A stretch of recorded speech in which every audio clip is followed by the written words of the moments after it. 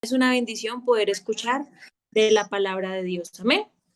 Bueno, ya habiéndolos saludado, voy a invitarlos a que abramos la palabra de Dios y vamos a tomar lectura de la Biblia. Amén. Vamos a leer en Hechos capítulo 4. Vamos a leer el versículo 20. Estamos en un culto, dice, de damas Dorcas y red de familias. Amén. Qué bendición es poder seguir celebrando estos cultos que sabemos que son para el Señor. Amén. Vamos a leer la Biblia, Hechos capítulo 4, versículo 20.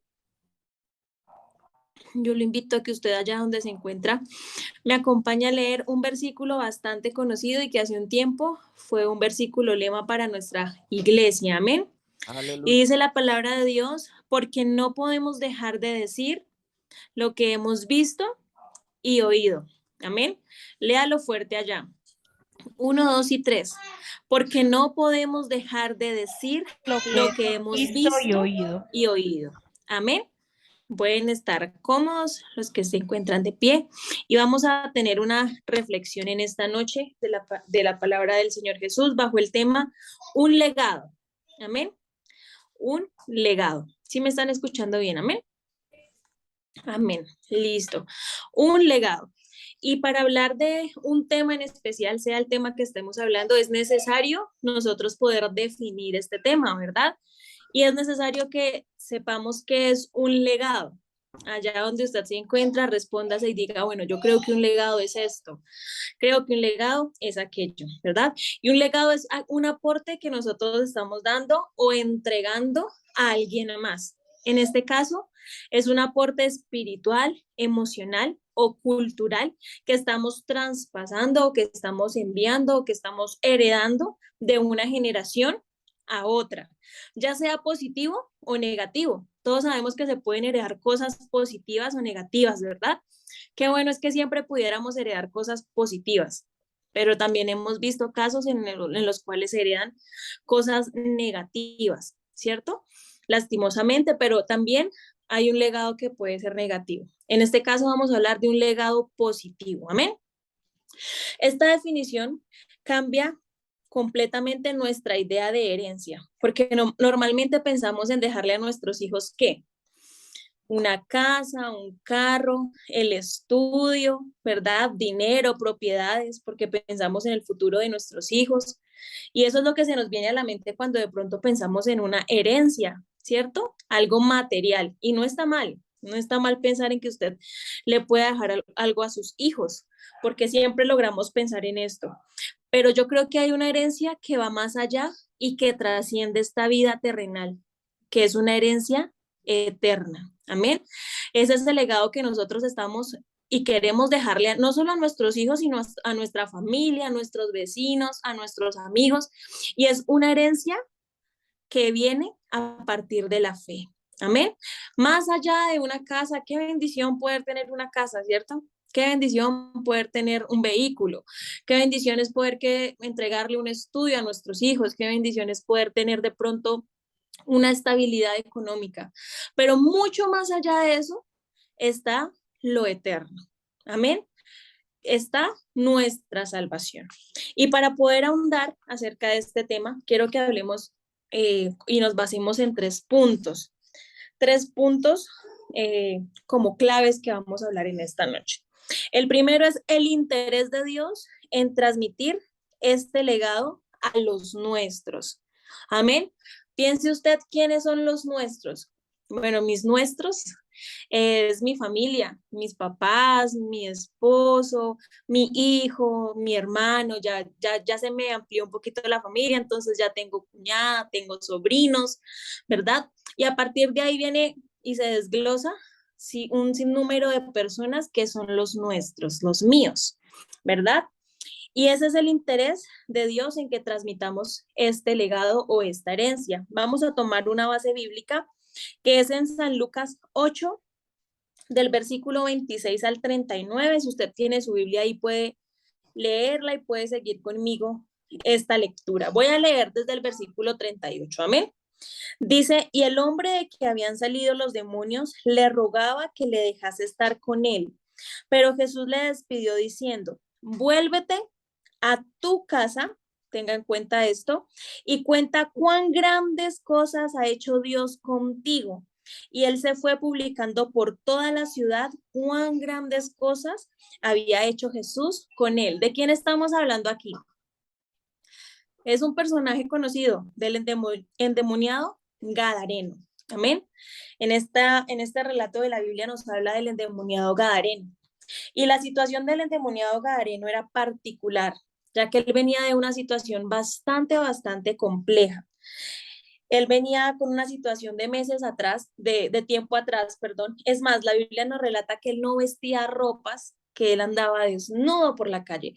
Y si usted se pone a analizar, porque a veces nosotros leemos la Biblia como un poquito a la carrera, ¿cierto? Entonces, eh, leemos y decimos, ah, bueno, él se encontraba desnudo. ¿Usted se puede imaginar qué pensaba la familia de este hombre?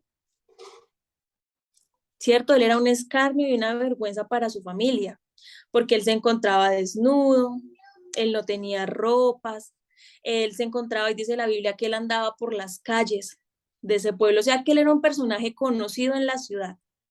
Tenía una situación bastante complicada, él era burla de la gente, tal vez muchos le tenían miedo, ¿cierto? Decían, uy, aquí viene el endemoniado, qué miedo, me puede hacer algo, me puede maltratar, algo puede suceder. Muchas personas de pronto le tenían miedo, de pronto se apartaba de él. Pero resulta que el día que este hombre se encontró con Jesús, diga usted, no se encontró con nadie, ¿no? Se encontró con Jesús, el autor de la vida, el creador del universo, el que hace nuevas todas las cosas. El día que este hombre se encontró con Jesús, su vida cambió. Y a partir de ahí el endemoniado tenía un semblante diferente, tenía un vestido y tenía un corazón no solamente feliz, sino agradecido con aquel que había obrado en su vida. Y el endemoniado gadareno quiere actuar en agradecimiento a esta situación. Él quiere mostrarse agradecido con aquel que cambió su vida. Y él le dice a Jesús que él se quiere ir con él, ¿cierto? Pero Jesús hay algo particular que le dice, vuélvete a tu casa, regresa a los tuyos y diles cuán grandes cosas ha hecho Dios contigo. Hoy yo le digo, querido hermano, querido amigo que me escucha, regresa a tu casa y cuéntale a los tuyos. ¿Y quiénes son los tuyos? Tu esposo, tus hijos, tus primos, tus vecinos. Cuéntales cuán grandes cosas ha hecho Dios con tu vida. Nosotros tenemos ese legado aquí en nuestras manos. Todo lo que el Señor ha hecho con nosotros, nos ha salvado, nos ha redimido, nos ha perdonado nuestros pecados, nos ha dado salvación, ¿verdad? Pero no nos quedemos con ese legado aquí. Entreguémoslo a los nuestros. Vayamos, no nos quedemos simplemente, ay, sí, yo estoy tan agradecido con Dios por todo lo que ha hecho por mí. No, Jesús le dijo al endemoniado, no, pues para seguirme tengo hartos seguidores. Ve y cuéntale a los tuyos cuán grandes cosas he hecho contigo. Y ese es el interés de Jesús en que nosotros compartamos este legado tan hermoso que el Señor nos ha dado a nosotros. Bueno, y no solo está el endemoniado gadareno, sino me llama mucho la atención de Timoteo. Segunda de Timoteo capítulo 1, vamos a leer desde el versículo 5 al versículo 7, otra vez otro texto conocido. Este también lo hemos leído bastante. Dice, trayendo a la memoria la fe no fingida que hay en ti y que habitó, perdón, la cual habitó primero en tu abuela Loida, estamos en un culto de damas, amén, y en tu madre Eunice, y estoy seguro que en ti también. Por lo cual te aconsejo que avives el fuego del don de Dios que está en ti por la imposición de mis manos, porque no nos ha dado Dios espíritu de cobardía, sino de poder, de amor y de dominio propio. Amén. Debemos entender la importancia del legado que ha sido puesto en nuestras manos. No es decirle a nuestros hijos, usted tiene que ir a la iglesia porque yo voy a la iglesia. Usted tiene que seguir a Jesús porque yo sigo a Jesús. Usted tiene que orar porque yo oro. No, no es decirle a nuestros hijos eso. Debemos transmitirle esa fe, esa confianza. Usted sabe que cuando de pronto no tiene nada en la alacena y usted se preocupa, pero en vez de usted quejarse, sino que usted ora, levanta sus manos o va a su habitación y se arrodilla en señal de humillación ante Dios Y Dios contesta, los primeros que están viendo este acto son sus hijos. Ahí usted le está transmitiendo a ellos fe. Y en el momento en que ellos lleguen a pasar por una situación similar, en cosas sencillas, no sé, están en el colegio y no tienen para las 11, ellos no se van a quejar. Ellos no van a decir, ay, es que no tengo, no. Ellos van a también a levantar las manos como usted lo hizo y van a clamar al Señor. Y también van a experimentar esos milagros que usted ha visto en su vida. Y me llama la atención porque dice aquí, trayendo a la memoria la fe no fingida que hay en ti. Pero dice que habitó primero en tu abuela Loida y en tu madre Eunice. O sea que estas mujeres hicieron el trabajo intachable. Ellas le transmitieron esta fe a Timoteo y esa fe es la que usted y yo debemos transmitirle a los nuestros. Amén. Transmitirle a ellos este legado también, porque ellos también deben conocer este Dios tan grande que nosotros tenemos. Yo no sé si usted lo cree así, yo lo creo así. Amén. Esta es la fe que el Señor Jesús nos ha dado a nosotros.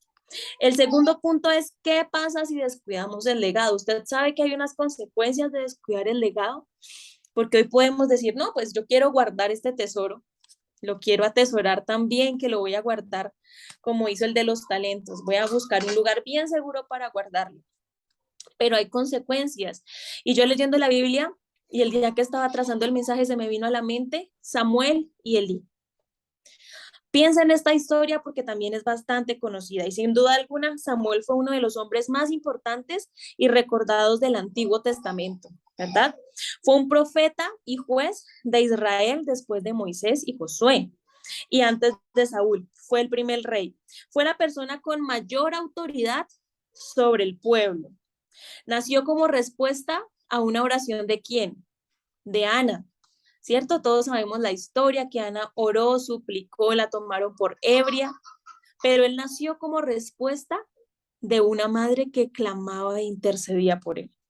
Llegó a servir en el templo desde su niñez, pues así lo prometió Ana.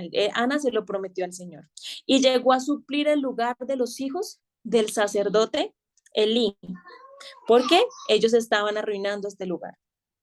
Si nosotros nos ponemos a mirar toda la historia en el libro de Samuel, en Samuel capítulo 2, los hijos de Eli eran hombres impíos que no tenían conocimiento de Jehová. Dice Samuel capítulo 2 versículo 17, era pues muy grande delante de Jehová el pecado de los jóvenes porque los hombres menospreciaban las ofrendas de Jehová. Versículo 18, y el joven Samuel ministraba en la presencia de Jehová vestido de un efod de lino, pero Eli era muy viejo, ya era un anciano, y oía de todo lo que sus hijos hacían con todo Israel y cómo dormían con las mujeres que velaban a la puerta del tabernáculo de reunión. Y el joven Samuel iba creciendo y escucha esto tan bonito, y era acepto delante de Dios y delante de los hombres. Samuel era un muchacho ejemplo. Él había aceptado ese legado que su madre le había dado. Samuel fue usado por Dios en un momento crucial. El pueblo estaba pasando por momentos muy difíciles porque el arca del pacto, que significaba la presencia de Dios en ese momento, estaba capturada por los filisteos y el sacerdote Elí, al enterarse de esto, además de la muerte de sus hijos, ¿qué pasó? Cayó de espaldas. Él se sorprendió tanto que cayó de espaldas, se desnucó y murió. O sea que este pueblo también había perdido a su rey. Este pueblo estaba en un momento demasiado difícil. Dice primera de Samuel, capítulo 7, versículo 2. Desde el día que llegó el arca a Kiriat Jeraim, pasaron muchos días, 20 años, y toda la casa de Israel lamentaba en pos de Jehová. El pueblo no estaba bien, pero Dios cumplió porque él nunca falla. Amén. Lo que le dijo a Elí, primera de Samuel 2:35, yo me suscitaré un sacerdote fiel que haga conforme a mi corazón y a mi alma, y yo le edificaré casa firme y andará delante de mi ungido todos los días. ¿Quién fue este hombre? Samuel. Se levantó ese hombre que Dios había prometido. Samuel. Todo ese tiempo, estos 20 años, Samuel juzgó al pueblo de Israel. Primera de Samuel 7:15. Juzgó Samuel a Israel todo el tiempo que vivió y todos los años iba y daba vuelta a Betel. Muy juicioso Samuel, ¿verdad? a Gilgal y a Mizpa, y juzgaba a Israel en todos estos lugares. Después volvía a Ramá, porque allí estaba su casa, y allí juzgaba a Israel, y edificó allí un altar a Jehová. Samuel tenía demasiado trabajo. Él estaba ocupadísimo atendiendo el pueblo, sirviendo, enseñando, hablándole al pueblo, dando palabra de aliento, fortaleciendo. Podríamos decir que Samuel fue un gran hombre de Dios que recibió este legado con responsabilidad, porque él cumplía el trabajo que él se le había encargado. Fue formado por Dios para hacer esta labor, pero cuando fue viejo, Samuel descuidó el legado. Primera de Samuel 8:1. Aconteció que habiendo Samuel envejecido, ya pasaron los años, puso a sus hijos por jueces, porque lo ideal sería que él le transmitiera ese legado a sus hijos, que sus hijos, de ahí se levantara uno que lo reemplazara. Sobre Israel dice, y el nombre de su primogénito fue Joel, y el nombre del segundo Abías, y eran jueces en Berseba. Pero escuche esto, hermano, triste. Pero no anduvieron los hijos por los caminos de su padre. Antes se volvieron tras la avaricia, dejándose sobornar y pervirtiendo el derecho. Entonces todos los ancianos de Israel se juntaron y vinieron a Ramá para ver a Samuel y le dijeron, he aquí tú has envejecido y tus hijos no andan en tus caminos. Por tanto, constitúyenos ahora un rey que nos juzgue como tienen las naciones. Pero no agradó a Samuel esta palabra que dijeron, danos un rey que nos juzgue. Y Samuel oró a Jehová. Hermano, qué triste, porque Samuel en ese momento descuidó el legado. Si analizamos esta situación que vivió Samuel, ante la confrontación que le hicieron los ancianos, para Samuel fue un choque, porque él era el gran profeta Samuel. Seguramente en ese momento tuvo que reflexionar acerca de todo lo que había hecho, todo lo que había enseñado, todas las situaciones de pronto que él se había encargado, pero él ahí falló. Samuel tenía el espejo de su predecesor, Elí, que había dejado a sus hijos, que los había descuidado, y lastimosamente, no sé si usted se ha puesto a analizar, pero podemos aprender de dos maneras. La primera es con nuestros errores y la segunda con los errores de los demás. ¿Usted con qué forma quiere aprender? ¿Cierto? Si hay un hueco, vamos caminando y hay un huequito ahí adelante y yo veo que la persona que va adelante mío se cayó a ese hueco. ¿Yo qué puedo hacer? Esquivarlo, ¿cierto? Porque ya vi que alguien se cayó ahí. O sea, ahí estoy aprendiendo con el ejemplo de otra persona, con los errores de otra persona. Pero si yo cierro los ojos y no quiero atender y vuelvo y caigo ahí, bueno, ya, muy ciego porque no hice caso, no obedecí. Y eso le pasó a Samuel. A pesar de que vio el comportamiento de Eli, cómo los hijos de Eli se pervirtieron, cómo se desviaron y ninguno tomó su figura, Samuel le pasó lo mismo. Los hijos de Samuel también se desviaron, porque para Samuel no fue importante estar ahí con sus hijos, sino salir y ocuparse de otras situaciones. Para Samuel fue importante otras cosas, pero velar por la salvación de su familia y preocuparse por transmitir este legado pasó a un segundo plano. Amén. Y el tercer y último punto es la bendición de tener este legado. ¿Usted cree que es bendecido de tener este legado en sus manos? Yo me considero bendecida y afortunada de tener el legado que el Señor me ha dado, porque es una salvación tan grande que muchos buscan. Querido hermano, si usted se pone a analizar, hay muchas denominaciones. Y si usted pasa de pronto por alguna denominación X, usted pasa y ve ahí cierta cantidad de gente en busca de salvación. Tal vez no tienen la doctrina, pero ellos están en busca de una salvación. Ellos buscan ese legado y usted y yo tenemos el privilegio de tener al Señor, de tener y ya tener ese nombre revelado, que es nombre sobre todo nombre, que es Jesús. Siéntase privilegiado, querido amigo y querido hermano, en esta noche. Amén. Y la bendición de tener este legado, y para eso quiero hablar de Obed-Edom. Obed-Edom no solo disfrutó él, sino que contagió a su familia de ese ánimo y de ese anhelo por la presencia de Dios. Segunda de Samuel capítulo 6, bueno, ahí hablamos un poquito de la historia y es que David pretende llevar el arca de Jehová a Jerusalén. Sin embargo, pasa algo que atemoriza a David en ese momento, ¿sí? Y es que iban llevando el arca y uno de sus siervos que se llamaba Usa extiende su mano, toca el arca y este muere. Él muere. Entonces David dice, uy, Dios mío, esto es complicado. Vamos a buscar quién nos guarde el arca. Entonces David decide llevar el arca a la casa de Obed-edom, segunda de Samuel 6, versículo 10 y 11, de modo que David no quiso tener el arca para sí, el arca de Jehová, la ciudad de David, y la hizo llevar David a la casa de Obed-edom geteo. Versículo 11, y estuvo el arca de Jehová en casa de Obed-edom geteo 3 meses, y bendijo Jehová a Obed-edom y a toda su casa. Más adelante, David vio que la casa de Obed-edom había sido bendecida y llevó el arca a Jerusalén, pero lo que llama la atención no es que la casa haya sido elegida por David, que Dios haya bendecido la casa de Obed-edom, no es eso, sino la actitud que toma Obed-edom, porque empieza a contemplar la bendición que hay en estar cerca de Dios. ¿Usted sabe qué es sentirse uno cerca del Señor? Esa es la bendición más grande. Cuando usted llega al culto y alguna vez estábamos en el lugar donde Dios nos ha permitido estar trabajando y estábamos escuchando a una hermana, teníamos un ayuno y después del ayuno dijo, ay hermano, yo hoy me arrodillé a orar y entré rapidito en la presencia del Señor. Fue facilito, decía ella, es una anciana. Y yo decía, eso es hermoso, gozarse uno y deleitarse en la presencia de Dios.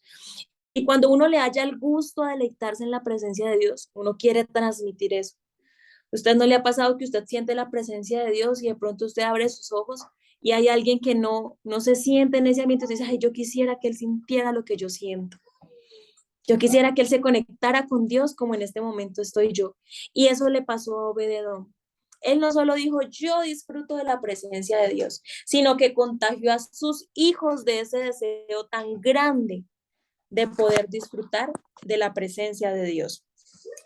Dice Primera de Crónicas, capítulo 15, vamos a leer unos versículos desde el 16, si usted me quiere acompañar. Dice, asimismo dijo David a los principales de los levitas que designasen de sus hermanos a cantores con instrumentos de música, con salterios, con arpas y címbalos que resonasen y alzasen voz con alegría, y con ellos a sus hermanos del segundo orden, a Zacarías, Jaziel, Semiramot, Jehiel, Unib, Eliab, Benaía, Masaías, Matatías, Elifeleú, Mignías, escuche esto, Obed-edom y Jehiel, los porteros. O sea, ahí estaba Obed-edom. Y luego vuelve y menciona en el 21 a Obed-edom, donde dice que tenían arpas afinadas en la octava para dirigirlo. O sea que Obed-edom estaba como portero, ¿cierto? Estaba tocando el arpa. En el versículo 18 también podemos ver, dice, y Obed-edom y a sus 70 hermanos y 8 hermanos, Obed-edom, hijo de Jedutún, y Osa como porteros. Él y su familia fueron designados como porteros y cantores. Es interesante ver la historia de Obed-edom porque no simplemente ellos tomaron el hecho de tener el arca de Jehová como un requisito o como una petición. Ellos se enamoraron de la presencia de Dios.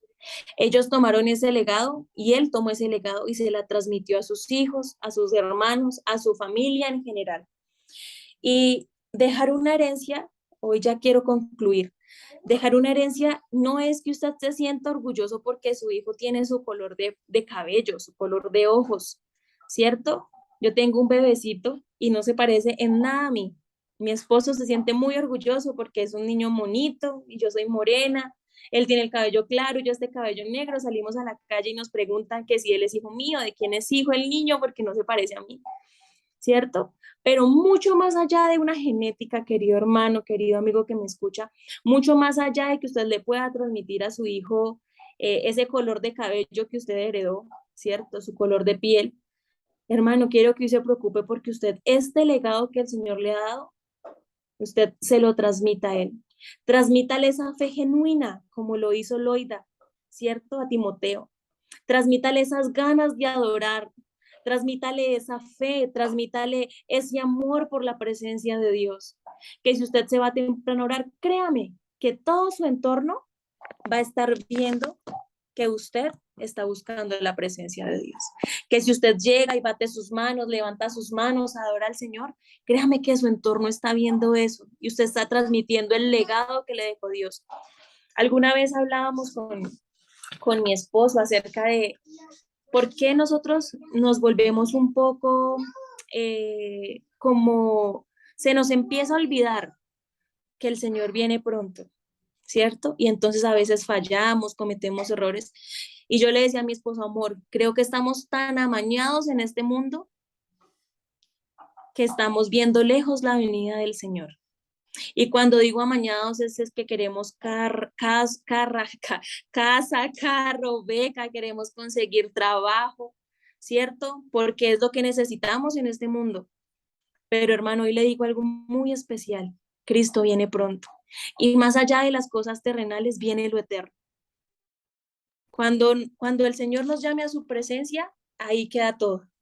Queda la super casa que hayamos conseguido, queda el estudio, queda nuestra ropa, queda todo. Amén, amén. Pero hay algo que trasciende a la eternidad, que es nuestra salvación. Yo le invito a que usted se pregunte, ¿qué le estoy dejando a mi hijo? No una casa, porque al fin y al cabo el día de mañana no servirá de nada. Transmítale la salvación. Cuéntele cuán grandes cosas ha hecho el Señor con usted. Gloria a Y Dios. pregúntese, ¿he visto milagros? ¿Mi hijo ha visto la mano de Dios? Que él también vea cuán grandes cosas Dios puede hacer con él. Amén. Desde pequeñitos, porque créame que ellos aprenden tantas cosas, créame que también aprenderán que solo hay un Dios. Créame que ellos aprenderán que su nombre es Jesús. Y créame que también aprenderán que cuando les haga falta cualquier cosa, Dios es el que provee. Así que yo le invito a que ese legado se lo transmita a usted a sus hijos, porque es lo más hermoso que puede existir. Usted como mamá, como esposa, como hija, transmita el legado, que es lo que el Señor Jesús nos ha mandado a hacer. Dice la Biblia, id y predicad el Evangelio a todo el mundo. Y ese es nuestro trabajo, transmitir lo que el Señor nos ha dado. Así que mis hermanos, ese es el mensaje en esta noche. Deseo que Dios les bendiga muchísimo y no nos olvidemos de compartir lo que el Señor Jesús nos ha dado a nosotros. Amén. Que Dios les bendiga. En este atardecer del día de la gracia, hay que vivir alerta, no hay tiempo que perder. Porque si te descuidas antes que el día se vaya, las oscuras tinieblas te van a sorprender. Mejor, mejor es que tú sepas de una vez dónde estarás allá en la eternidad, porque no te preocupas por saber a dónde irá tu alma y tu final. Mejor es que le digas al Señor, Señor, recibe mi alma antes que el sol se vaya para jamás volver. Hoy Cristo nos alumbra como el sol de justicia, y ese sol de justicia pronto declinará.